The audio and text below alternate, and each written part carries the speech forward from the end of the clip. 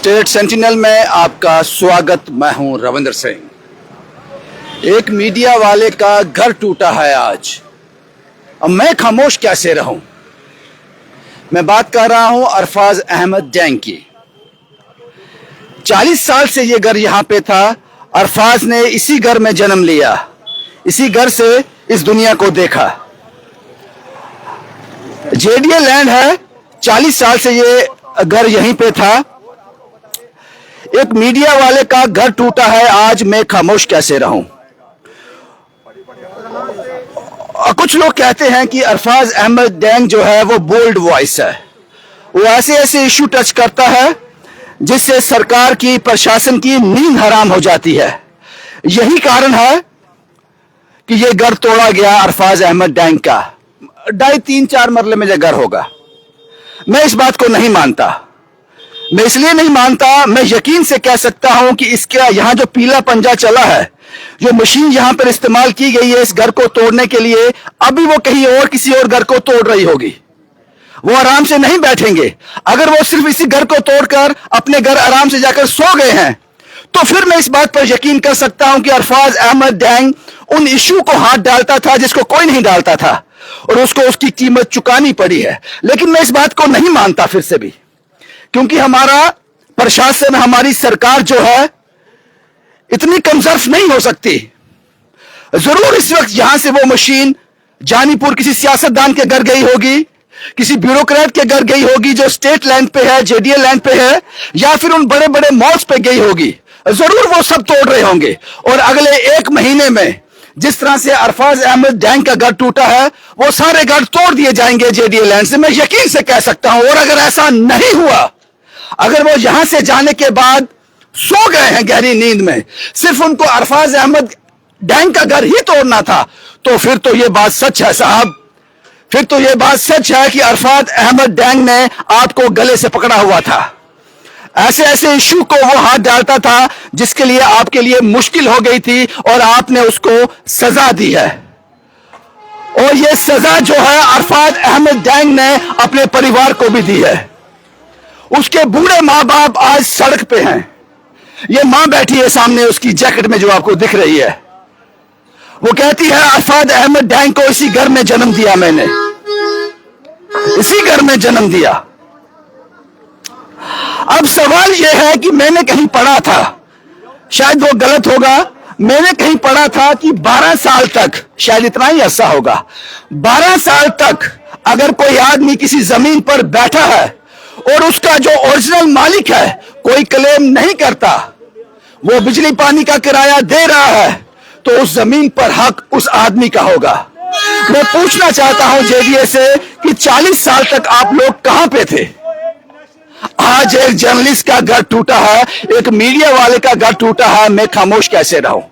इसमें कोई दो राय नहीं है कि ये जेडीए लैंड है, और इसमें भी कोई दो राय नहीं है कि 40 साल से अरफाज अहमद डैंग का परिवार यहां रह रहा था। और मुझे आज भी शक है, जो कहा जा रहा है कि अरफाज अहमद डैंग बोल्ड वॉइस थी, सच को सच और झूठ को झूठ कहता था, इसलिए उसका घर तोड़ा गया। मैं नहीं मानता, यह झूठ होगा, क्योंकि मेरी सरकार, मेरा प्रशासन इतना कमजोर नहीं हो सकता कि वो इस तरह से मार करेगा।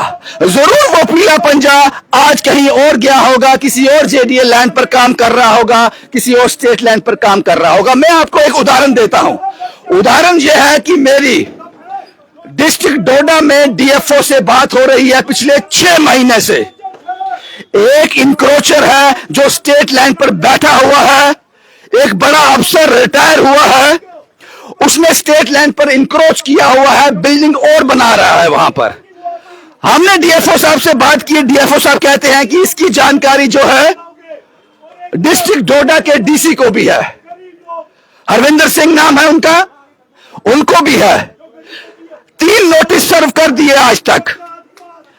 3 नोटिस सर्व करने के बाद भी कोई कार्रवाई नहीं हुई है इस पर, अभी तक कोई कार्रवाई नहीं हुई है। यह फौजी ढाबा के पास एक जगह है, लेकिन आज अरफाज अहमद डैंग का घर तोड़ दिया जो 40 साल से वहां रह रहा था।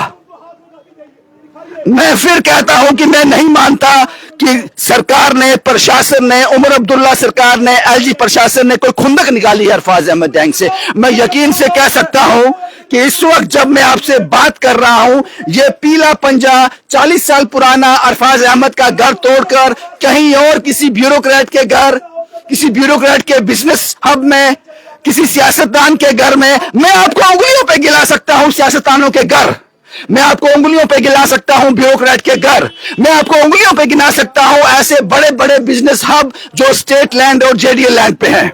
मैं यकीन से कह सकता हूं अभी वो पीला पंजाब वहां गया होगा उन सबको तोड़ने के लिए, और अगले 1 महीने के अंदर ये खबर आएगी कि जम्मू डिस्ट्रिक्ट जम्मू में जितनी भी जेडीए लैंड थी, जो इंक्रोचर के पास थी, जितनी भी स्टेट लैंड थी, वो सारी खाली करवा दी गई है।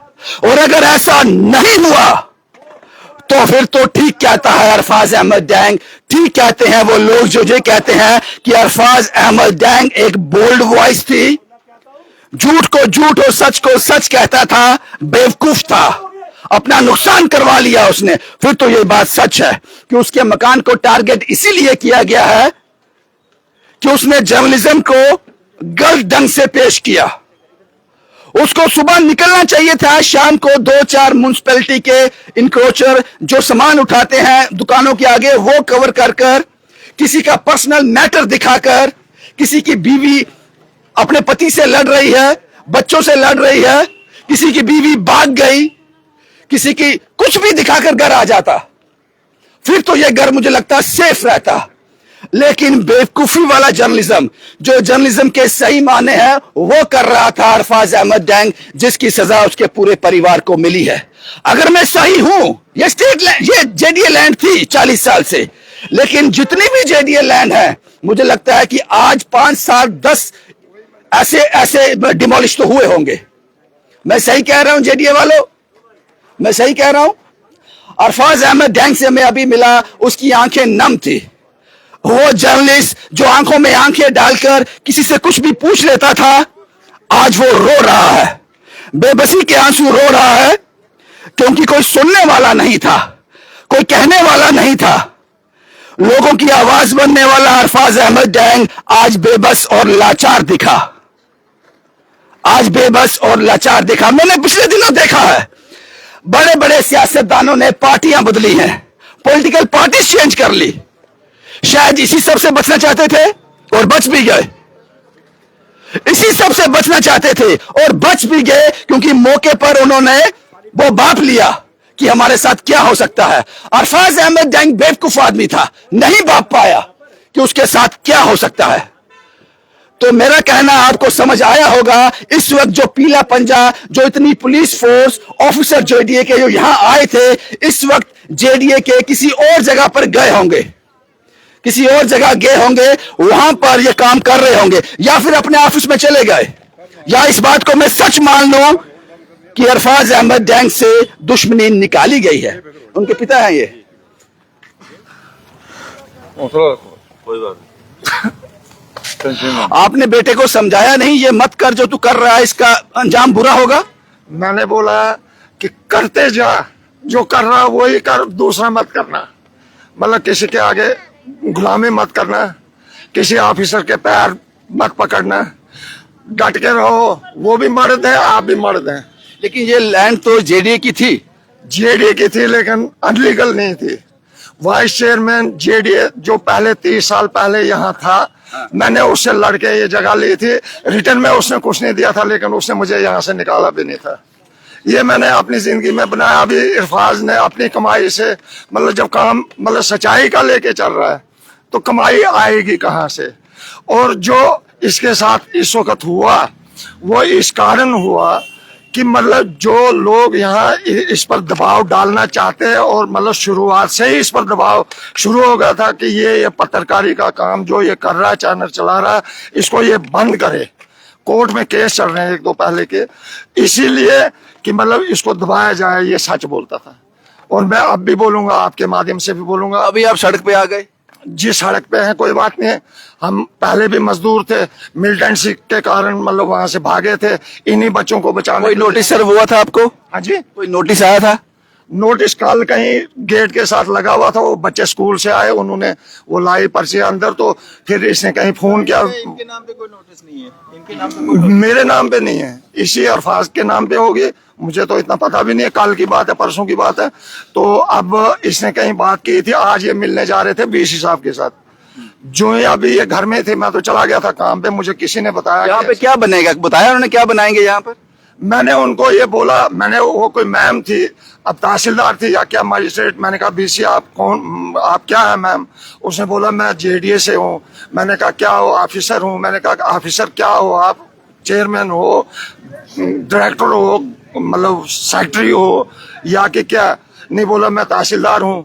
तो मैंने कहा, मैंने उससे पहले ये कहा, मैंने कहा मैडम अगर आपके साथ ऐसा हादसा हो जाए, आपने छोटे छोटे मेरे बच्चे निकाल दिए, मैं घर पे नहीं था, और मेरे बच्चे को भी हरासमेंट करवा दिया, यहाँ कम से कम हजारों की तादाद में पुलिस थी, बेग माल भी बंद था, ना का मतलब ना कोई गाड़ी ना कोई ये सिर्फ एक घर तोड़ना था या कुछ और भी था कि इतनी पुलिस थी? एक ही घर था ये मतलब खाली इसी अरफाज अहमद डैंग की पैठ तो है, फिर इसका दबदबा तो है कि इतनी पुलिस आई इसका घर तोड़ने की। जिस सच्चाई के साथ है तो दबदबा तो होना ही है, और ऊपर वाला जो है आप भाइयों का मतलब साथ होगा, संयोग होगा कि अगर ये सच्चाई पे चल रहा है तो इसको कोई हरा नहीं सकता है।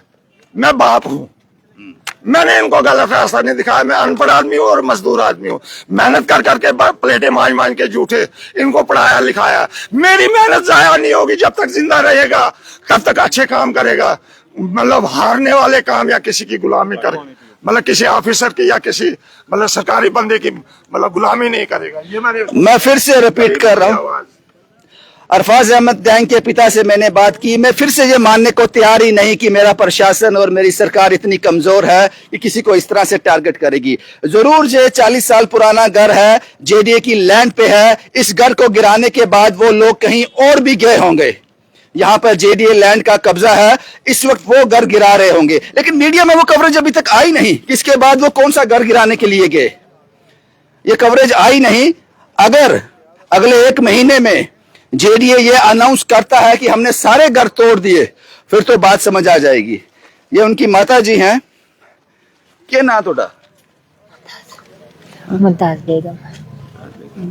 अरफाज दा जन्म इथे होया, इसे घर सब बच्चा मेरा यहाँ ही होया, अभी कहाँ था यहाँ जिद कंडा आबादी कुछ नहीं था, तो मैं यहाँ होया। तो उस वक्त कहाँ था गवर्नमेंट, कहाँ था सरकार? इस वक्त मेरा कफन उतारा, मेरे अल्लाह उनका भी उतारता। ऐसे मेरा बस मेरा जान लिया, मेरा जान लिया। मैं बोलता मेरे को मारो फिर नुकसान करना, मेरे को मारो नुकसान करना, फिर बाद में माँ मैं ढाप वो वहाँ ले स्कूल में ढाप के स्कूल में बांध किया, मेरा जान स्कूल में बांध किया।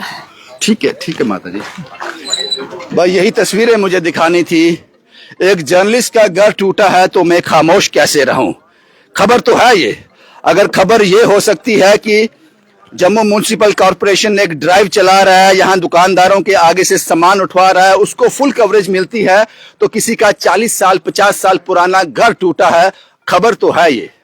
लेकिन अभी भी मैं इस बात को मानने के लिए तैयार नहीं कि अरफाज अहमद डैंग से कोई बदला लिया गया है, कोई दुश्मनी निकाली गई है, क्योंकि मैं जानता हूं कि इस वक्त वो पीला पंजा उन सभी सियासतदानों, ब्यूरोक्रेसी और वो रसूखदार जो लोग हैं जो जेडीए और स्टेट लैंड पर काबिज हैं, उनके घर टूट रहे होंगे। और अगले 1 महीने में जेडीए ये अनाउंस करने जा रही है कि जेडीए की लैंड टोटली फ्री कर दी हमने इनक्रोचर से, तो फिर तो मैं मानूंगा।